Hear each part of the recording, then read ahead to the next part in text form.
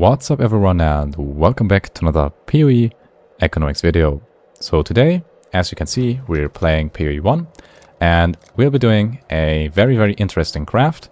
Before we start off though, I highly recommend that you check out the PoE Economics Discord server as well as poeeconomics.com, the site where we will be following this craft. All of the links will be in the video description. Now let's get started with the craft. And the first step to starting this craft is obviously getting the base.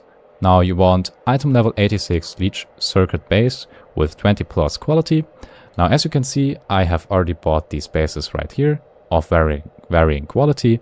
Just watch out that they're not corrupted and not fractured, and then you can buy them.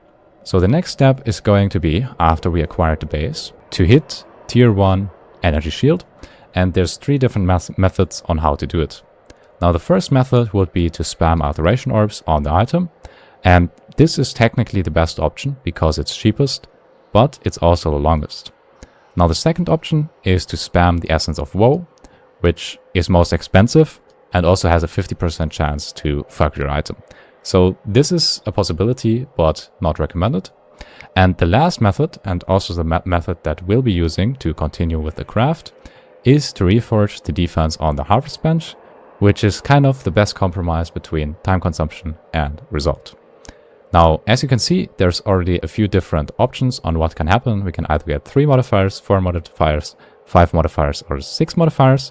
And let's see what we can get on our items and then how we will continue. Okay, so now that we're at the crafting station, we're going to make all of our items rare, put them in here, select reforge a rare item with a random defense modifier, and then we're just going to keep on crafting until we hit a tier 1 increased energy shield.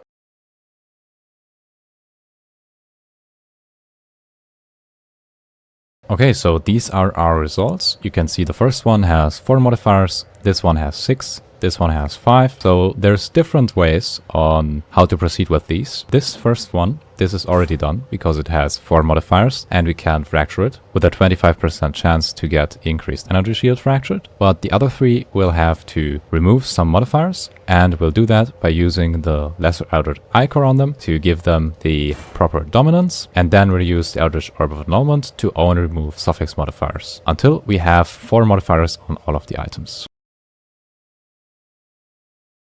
Okay, so now that we have 4 modifiers on all of these items, we're going to use a fracturing orb, and we're trying to hit fractured ES. Oh, this one didn't hit. This one also hit. And this one didn't hit. So for the ones where we didn't hit the correct fracture, we can recombine them. So as you can see, if the fracture hit anything else, next step is to get another level 86 plus Lich circuit base with 20 plus quality. You can see here that we have 2 bases that failed, so we can recombine them with each other. And the goal is basically to remove the faulty fracture.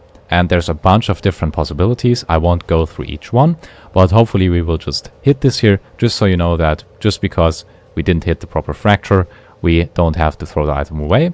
And if you want to, you can actually follow after these steps on the website for each and every single separate scenario. But we'll just try with these 2 and see which scenario it leads us. Enable the unpredictable recombination and then recombine.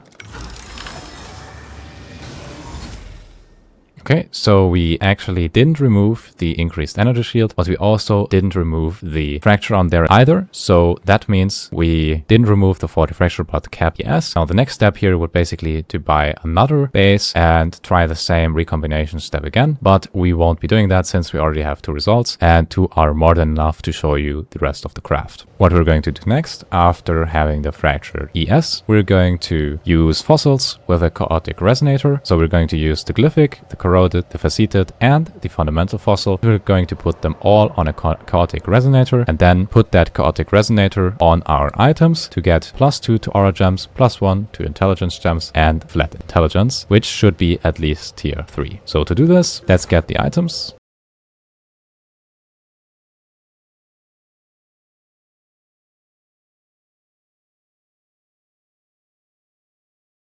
We're going to unstack the chaotic resonators, and in each chaotic resonator we will be putting one of each fossil, and then we're going to use them on these two items to get the following modifiers as explained.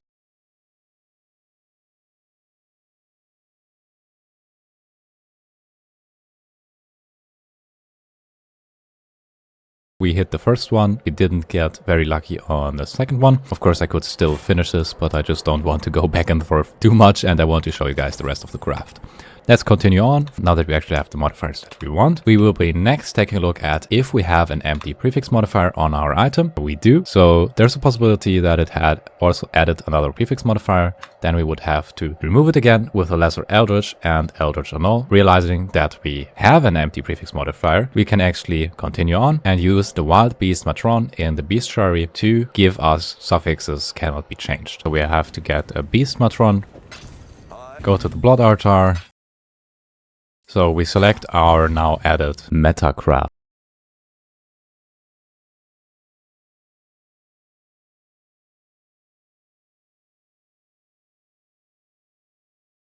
We have the suffixes cannot be changed mod on here. We will be using a veiled chaos orb, and we will try to just get one veiled prefix modifier, but of course there's also a chance that we get two. Okay, so we'll just use our veiled chaos orb on the item, and we have added just one veiled modifier, as you can see. So now we'll go to the crafting bench and try to get +1 to maximum number of raised zombies with hybrid +1 to maximum number of skeletons.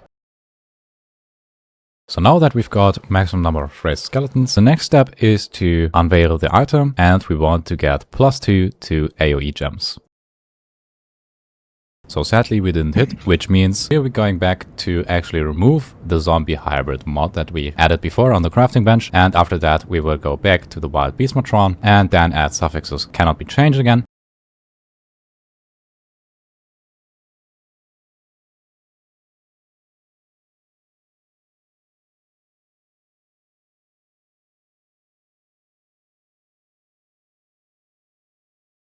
Okay, so time to unveil again. It is that we didn't get it again.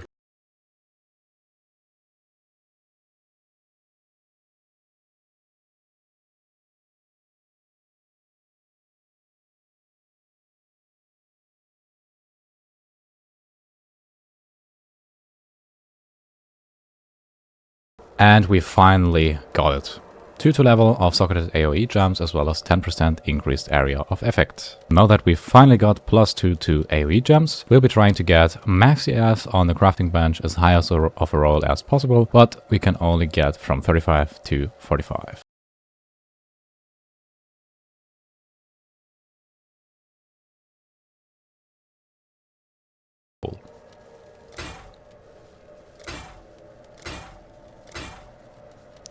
Okay, so now that we've got +45 to maximum energy shield, we'll continue on by finishing off the implicits. We're going to use the Grand Eldritch Ember to get reduced mana cost. As you can see in this step, it's also possible to use maximum lightning res for the implicit, but in this case we want reduced mana cost. So we'll be using a Grand Eldritch Ember.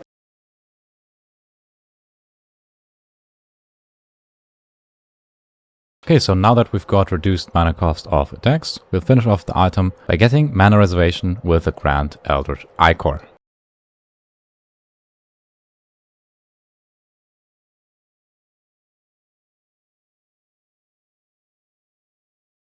We finally hit the increased mana reservation efficiency of skills, and now the last step is to just sell or use the item. Okay, let's see how much our item is worth. So we can sell this for a nice profit of around 30 divines. Thank you very much for watching, guys. A special thank you to all of our members, and I'll be seeing you guys in the next one.